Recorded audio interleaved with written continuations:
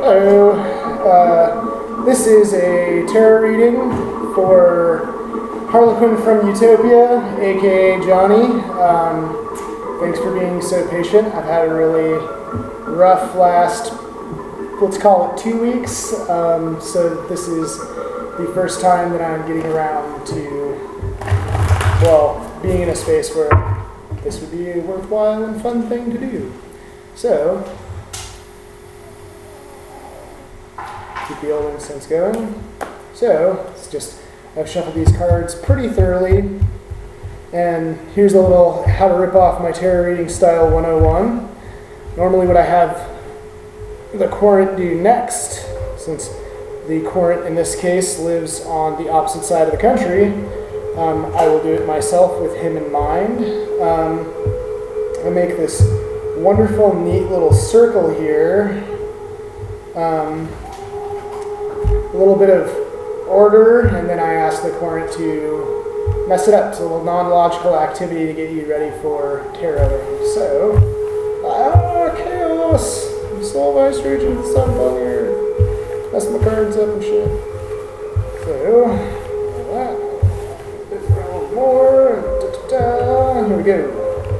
So, now I'm going to put these guys and ladies and indifferent, ungendered ideas back together. Shuffle them for one more minute and then cut them with Harlequin from utopia.tumblr.com in mind. Johnny, who's a good friend of mine, so I have a pretty good idea, at least of his energy, so it's not a huge, tricky thing for me to do. So.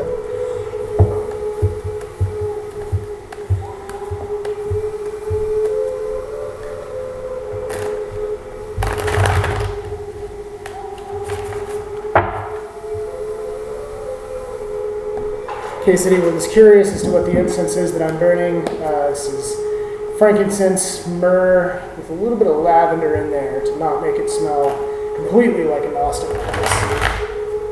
So, shuffled enough.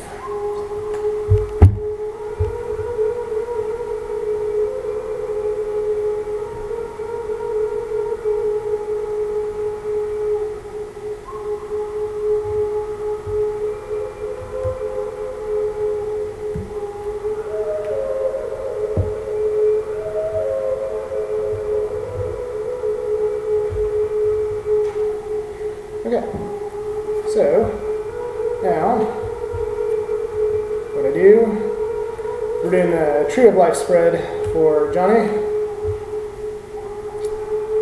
going to turn these over 3 at a time, going down until we get down to Malkuth. Regular old world, waking up, taking a shit, going to work, talking to people without scaring them. Totally paraphrase and take Grant Morrison out of context. And then I'll put it back together as a more complete thing. So, anyway, starting here in Keter. Keter is one way that I like to think about this as a spread. It gives a little bit of linearness to it, even though there's really no linearness to the Tree of Life. You're not really starting anywhere or going anywhere. It's different aspects of the same thing. Anyway, let's just think about this as a map. So, Keter is sort of like your hometown where you're moving away from. It's the first emanation of actual creation beyond, the various, layers of nothingness and all of that business. I'm sure that we all know about layers of nothingness. Like, this has so far been 4 minutes of damn near nothingness. So, in Keter, we're at our little starting point here. We have a descending Eight of Discs Prudence. The Eight of Discs Prudence is the sun in sign, my sun sign is in Virgo. The Eight of Discs Prudence, the sun in Virgo, the sun is the center, Virgo is fertility, option, possibilities. This is the idea basically of centering on the best possibilities in the material world, the normal ass stuff, normal things that you do. Implied here is a sort of pruning, a sort of, only is focusing on the best possible, thing. It's like having a, having a vast swath of land that, a lot of it's shitty and rocky and useless, but this is like finding the bits that are the most useful, that are going to yield the most results, and then centering on that, putting your main focus on that. So, over here in Hakma, in the little road trip world of this map here, so Keter would be your hometown. Hakma is the thing that brings you out of your hometown. It's the thing that moves you on. This is the freeway. You're not anywhere yet, but you are moving. Here, we have a normal 2 of Wands. Dominion. So, Dominion is Mars and Aries. Mars is your war, your focus, what you're driving toward. And Aries is the zodiac sign of spring and new growth. It's the ram's head, but it looks like a sprout. So this is, basically this is like renewed energy to your drive. All of the 2s are sort of the still formulating things. This is kind of the idea of finding out like what your dominion is and then focusing just on that. This isn't really like, this isn't really the warlike, the moving out and taking things over as much as it's having dominion over what you are charged with, over what you control. This is controlling what you are in charge of controlling. This isn't being a tyrant or being a fuck ass. This is just, taking control of what you have and sort of developing an idea of what it is that you are doing, what it is that you're, dominating or whatever. So, more fire, another descending card, a card that is, for all intents and purposes, the way that it's, the direction that it's facing is charging toward Tifereth, which we'll get to in a minute, is the Knight of Wands, the fiery part of fire. This is action, action, action. This is doing a thing because the thing needs to be done. This is going out and, this is going out and doing the thing. This is energy. This is being driven to do. This can be impulse. And I'm not saying, follow your whims to your destruction, but definitely put a fire under your own ass and get motivated about what you need to do. Oh, right. So Banat. Banat is structure and order. I promise that I have not been drinking too much. So Banat is Saturn, structure and order. It's like the first place that you get to here on your road trip. It's the triangle. And this is the basic formulation, the most rudimentary form of anything that you need to do and that you're trying to do is based on you acting. You have to do the damn thing and you have to keep doing the damn thing. This is like trying to have as little downtime as possible. This is seeking things with, just pure energy. This is, driving yourself. Hey, these are all... Alright. So, in Hesed is Jupiter. Expansion, influence. I like to think of this, specifically for this, I guess, and also in general, or whatever. I like to think of this as, the influence that you are having, like, on your sphere. The sort of expanding, sway that you have over things. So, 6 of Discs descending down toward Malkuth. The 6 of Discs, success. Again, discs matter, material stuff, regular world, money goals, living goals, all of this shit. So the 6 of Discs success, the astrological attribution of the moon in Taurus is, sort of the way that I like to explain this because it makes intuitive sense to me. The moon in Taurus is, the moon is receptive and reflective in its own time. And Taurus is the earth sign of pain in the ass, dirt under the fingernails, sort of labor. This is getting your fucking hands dirty. This is not being afraid to get your hands dirty. This is the idea that success is not ever given. No one is born into success. You might be born into money, you might be born into land, but you're sure as shit not born into success. We can all think of a few people who, had great opportunity and just fucking blew it because they didn't want to do anything with it.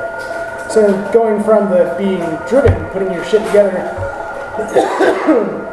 by being driven. This is like, then, in the material, in the everyday aspect of things, like you have to get your hands dirty, you have to work on it if you want it to be successful. Across the board here in Gavura is Mars, war, focus, energy, What is war if it's not going from your place to someone else's place to take their shit, right? So, we have a Mars card in there. We have the Nine of Swords, Cruelty. So, Nine of Swords, Cruelty is Mars and Gemini. Again, like I just explained, Mars, so think of that idea in Gemini, duality. So, the Nine of Swords is basically mentally, intellectually, it's being split between things. It's being at a fork, thinking-wise, being at a fork in the road and just it being so heavy and sort of self-destructive that there's not an action being taken. If I'm not mistaken, in the Rider-Waite deck, the image on the Nine of Swords is these 9 bloody, dripping blood swords, and a person waking up with their hands over their face in bed like from a dream. It's sort of the shit that keeps you up at night. It's the shit that wakes you up. It's the shit that gives you nightmares. It's sort of the worry that you're going to make the wrong choice. The good thing about choices is they can always be made and unmade and done and undone. So you're never stuck. Life is like a bunch of fucking freeways. There's always off-ramps. So if you go the wrong way, you can always turn around. It's not, it's not a monorail with no stops. There's always a way to get off and turn things back around. But this is the idea that, again, coming from the Knight of Wands on the same pillar too, this is like, a need to act. This is a need to make the decision, follow through with that. So, in Tiferet, the sun, the center of gravity, the heart of the spread. Another Mars card, actually, but a little different. 5 of Cups, Sun, I am disappoint. So the 5 of Cups, disappointment, is all 5s represent the microcosm, the human number. If you stand up, stick your arms and legs out, you make a pentagram, you make a 5-pointed star. So in water, which is emotion, intuition, the connectedness to life, everything that's alive as far as we know has water in it. So this is basically knowing that you have limitations when it comes to your emotions and what you can give and take and interact with people. You also have to recognize that everyone else has limitations too. Mars and Scorpio, so back to the Martian ideas of, war and drive and all of that shit. And Scorpio, which is sort of I always think of it as sort of the dark waters, sort of close to the mud, the bottom of the river where the silt's all kicked up and you can't see shit very clearly. So this is there's a little bit of ambiguity in what's going on and, some emotional relationship sort of interactive stuff. And, recognize that you have limitations and so does everyone else, and the only thing to do is recognize that and move past it in a healthy way where, you don't feel like you're being completely blindsided because you recognize that there's boundaries. So far.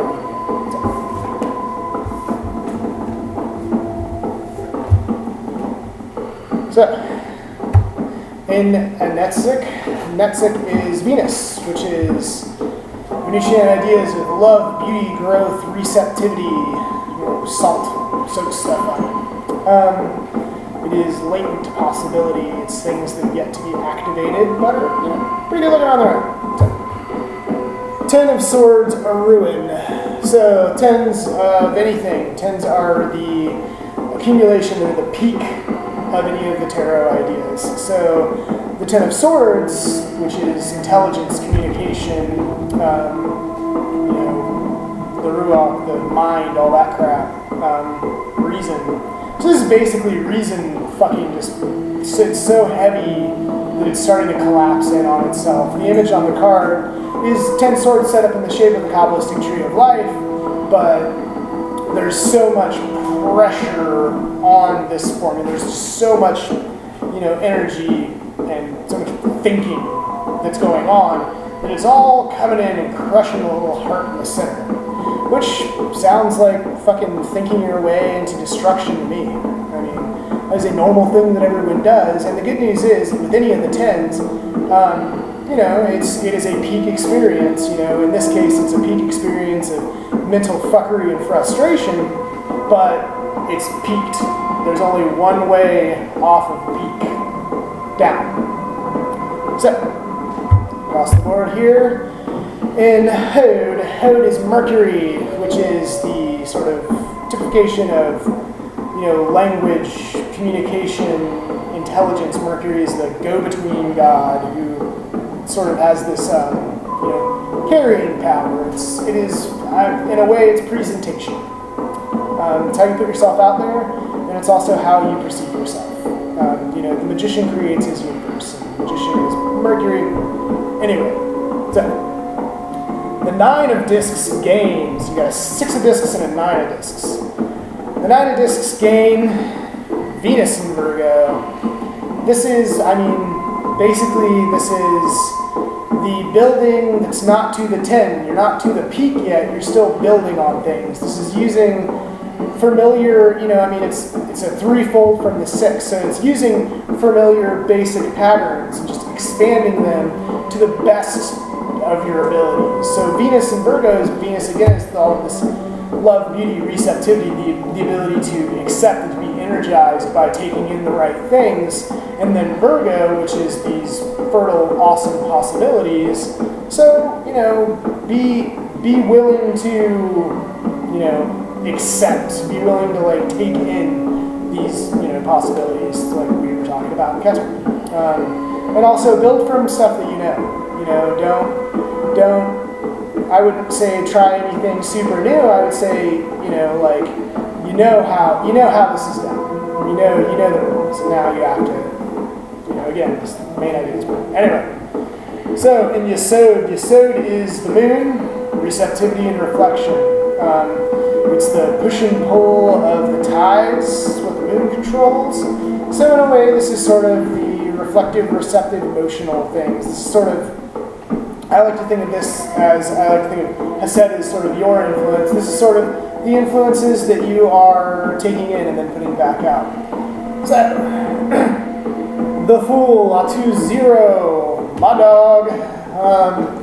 So, the Fool is Aleph, the beginning, air, the logos, the word, the going out, the doing, the creating by just thinking about it. 0, mathematical 0, which is total possibility. I mean, 0 is the most interesting number to Kabbalists and mathematicians alike because it is sort of it is not, it is everything. It is everything through the means of nothing. So again, this is, in this area, this is the ability, the energy of new journeys, new, you know, new ways to take your travels, new ways to speak the word and create around you. And Malkuth, waking up, taking a shit, going to work world. Atu 14, art, temperance. The physical, alchemical process. So, art, this is doing art. This is not observing art. This is your art. This is taking the compounds that you have. This is internal alchemy. But this is taking the compounds that you have and sort of refining them, taking out the gross matter, taking out the impurities, even though I hesitate to use that word. It's taking out the bullshit. It's removing the shit. It's turning your, to paraphrase Jodorowsky in The Holy Mountain, it's turning your shit into gold. You know, it's recognizing that you have all this crap to work with, but through a series of processes that you can do in your Malkuth world, your everyday life, you know, you can refine yourself and sort of make yourself into something that is, you know, more of what you are, more of what you need to be, more of what you are trying to be. So, breaking this down. So, 3 pillars of the tree of life, the pillar of mercy, which for practical purposes here, we're going to call that how you feel about things, how you deal with people in your life. the pillar of severity, which is doing things, thinking about things, and the middle pillar, which is which is balancing those things without losing your shit. So the pillar of mercy, the feeling and dealing with people pillar, I mean, basically, we have ideas where you're trying to come to grips with, what you are in control of and like what you are trying to do. You're formulating an idea of action, you choose. There is success to be had. Doesn't seem like you're doing terrifically bad in the being able to provide for yourself department. You might just need to do a little more hard work in what you would like to see come to fruition in your everyday normal ass life. You have a lot of influence over this. And if you feel like things have been, crushing in, like if you feel like there's been just like a lot of like mental pressure on yourself, it's as bad as it gets. You just gotta alleviate. You're going downhill now. It's time to go downhill rather, and alleviate some of the pressure. Put your heart back together. Don't let your head kill your heart. The doing and the thinking pillar of the tree here. Real short summary is there's a lot of things that you need to do. There's a lot of things that need to be done to sort of solidify what you're doing in your life, what you would like to do in your life. But you can't beat yourself up. You have to pick a path, and if it doesn't work, then change your path. But don't skip a beat. Like, try not to skip a beat. We're all only human. We can only do so much. But you've got to be able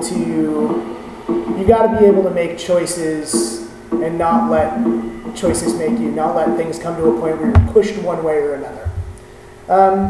And in language communication stuff, the 9 of discs, this is basically, there is a great possibility to take in all of these, important things and then to put yourself there. You can't just be receptive. You can't just let anything in.